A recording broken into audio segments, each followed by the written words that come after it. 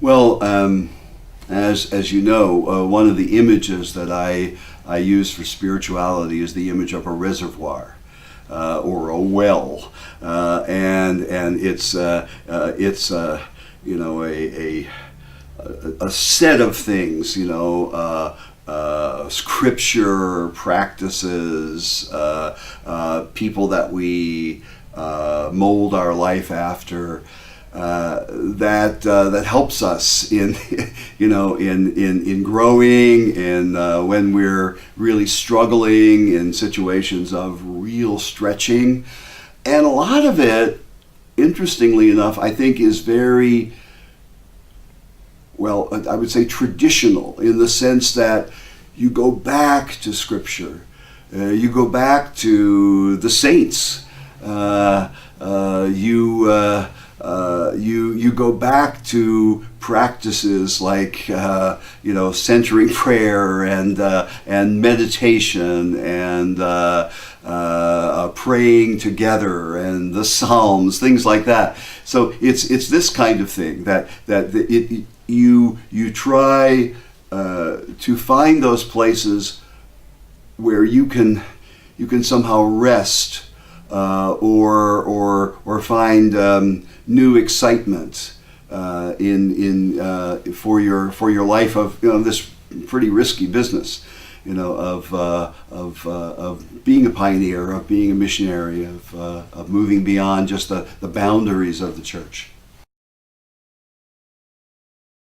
You have to have a community, and in community you have to have friends, and I really think you have to have inspiration. Where I see that, great teachers in my life, or just great mentors. I think to start right away with being mentored, to have a spiritual director, this is really essential.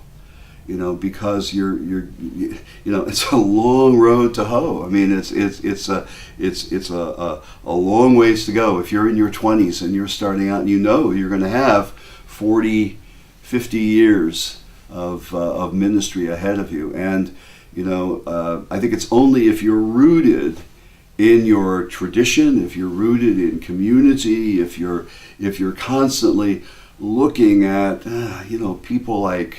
I mean, right now I'm really inspired by Pope Francis, or by Francis of Assisi, or by some of the other people in my life that most people don't know, but are really great teachers and formators and things like that. It's only if you have that inspiration you can continue to move ahead. And of course, I mean, it goes without saying, time in prayer. I mean, that you just need the time to stop, and you need the time to listen. You need art.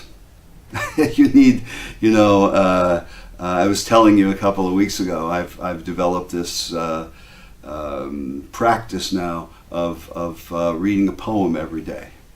Doesn't matter what it is. I just have this big thing of poems, and I just read one every day, and it's just the beauty of it is very sustaining. Music in my life is really important. It's those kinds of things. I would think, I mean, I'm not a great sports person, but I would think, that kind of exercise and all these kinds of things they're spiritual practices. They're not just things to waste time.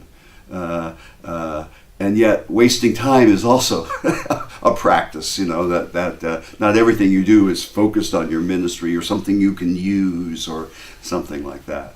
But I think it's you develop a life where your life really is always.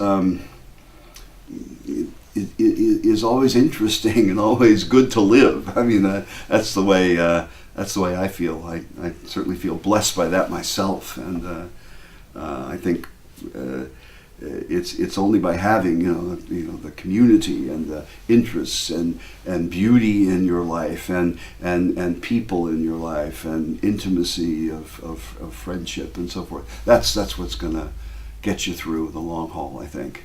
Easier said than done, too. I can talk, toward the end of my life and say, oh yeah, this is what I've done, but I haven't always done it. and I guess you have to have a lot of humility and a lot of humor too.